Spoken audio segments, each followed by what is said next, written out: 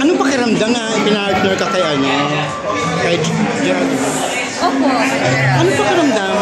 Hindi Siguro pangarap mo siguro pangarap mo kung nasa kabila ka pa. Yes, hindi. Never ko siya in-expect na mangyayari talaga sa takbo ng career ko. Alam mo, every time na nag-shoot kami, sa nakikita ko yung clapper, tapos nakalagay Gerald RC Project. Naiyak ako. Talaga? Oo, totoo. Hindi ko talaga siya in-expect. So, napakalaki talaga ng utang na loob ko sa Star Cinema. Sobra, sa ABS.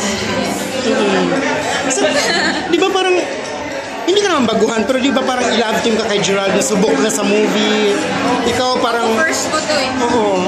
First. Kinakabado ba? Overwhelming pressure, pero syempre, basta ako, gagawin ko lahat naman. Siyempre, di ba, makakaya ko yung best ko. So, I think naman yung pinaka-importante. Kung ano maging kalabasan, di ba? At least alam ko sa sarili ko na binigay ko lahat. Anong role mo ba doon sa movie? Anong movie ba to?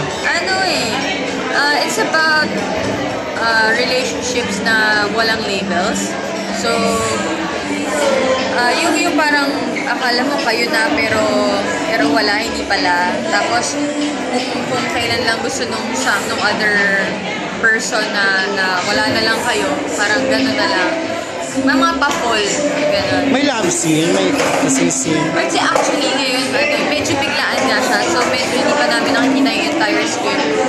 Pero, ayun, medyo rom-com romantic comedy. So, bago rin sa akin. Iba rin siya sa character ko sa Passion. Yung nakikita na madalas ng tao.